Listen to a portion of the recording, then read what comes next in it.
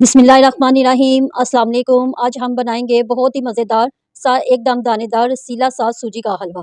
बहुत ही टेस्टी और बहुत ही रसीला ये हलवा बनकर रेडी होता है। रेसिपी अच्छी लगे तो इसको लाइक करें और इसको शेयर करें, मेरे चैनल को सब्सक्राइब करें। दानेदार सूजी का हलवा बनाने के लिए अब हम एक पैन लेंगे और इसमें पानी शामिल करेंगे।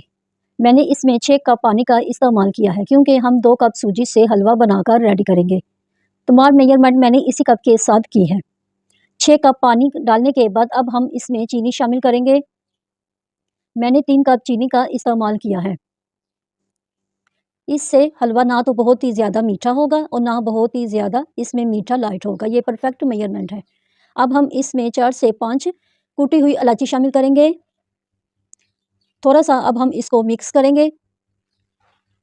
अब हम इसमें 1/4 टीस्पून ज़र्दा कलर शामिल करेंगे।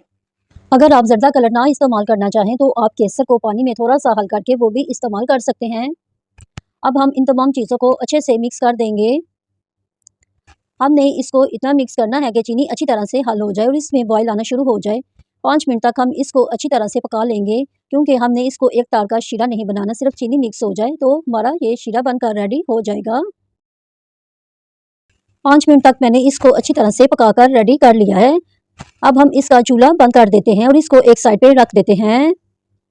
अब हम एक कढ़ाई लेंगे, इसमें 2 टेबलस्पून घी शामिल करेंगे। इसमें अब हम ड्राई फ्रूट शामिल करेंगे।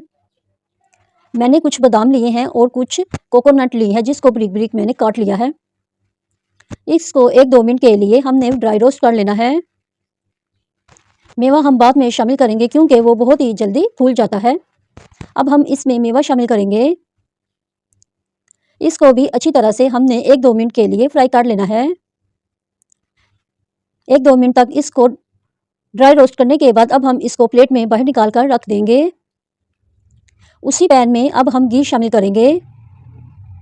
मैंने 1.5 कप घी का इस्तेमाल किया है। आप हलवा हमेशा घी में ही बनाया करें, इससे इसका टेस्ट और फ्लेवर बहुत ही ज़्यादा बढ़ जाता है।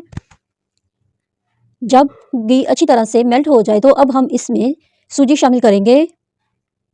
हम इसमें 2 कप सूजी का इस्तेमाल करेंगे।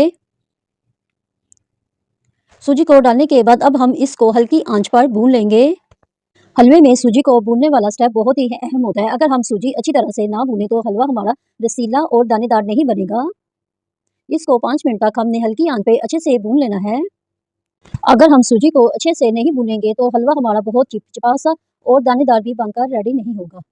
इसलिए हमने सूजी को अच्छी तरह से भूनकर रेडी करना है। 5 से 7 मिनट तक मैंने इसको हल्की आंच पे अच्छी तरह से भून लिया है। इसका अब थोड़ा सा कलर भी चेंज हो गया है और घी भी सेपरेट होना शुरू हो गया है। सूजी हमारी परफेक्ट बनकर रेडी हो गई है। अब हम इसमें पानी शामिल करेंगे जिसको हमने रेडी करके रखा था। सारा पानी हम सूजी में ऐड कर देंगे। पानी को ऐड करने के बाद अब हम इसको हल्के हाथ से मिक्स कर लेंगे।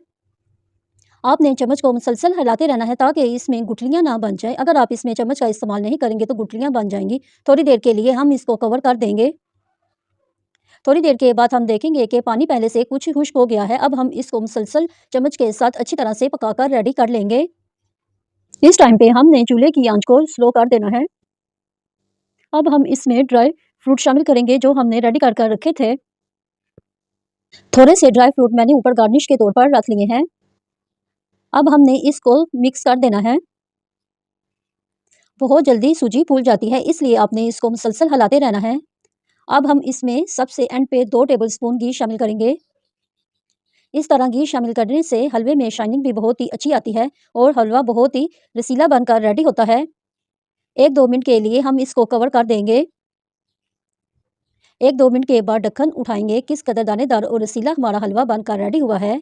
आप इसको फेस्टिवल में बनाएं या बच्चों को बनाकर दें, आपको ये रेसिपी ज़रूर पसंद आएगी। अब हम इसको डिश आउट करते हैं। ये मज़ेदार और बहुत ही झटपट बनने वाला ये हलवा है। उम्मीद है आज की रेसिपी आपको पसंद आई होगी।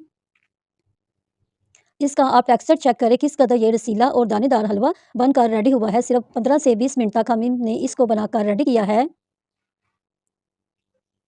उम्मीद है आज की रेसिपी आपको अच्छी लगी होगी। अगर रेसिपी अच्छी लगी है तो इसको लाइक करें और इसको शेयर करें। मेरे चैनल फूड मास्टर को सब्सक्राइब भी करें।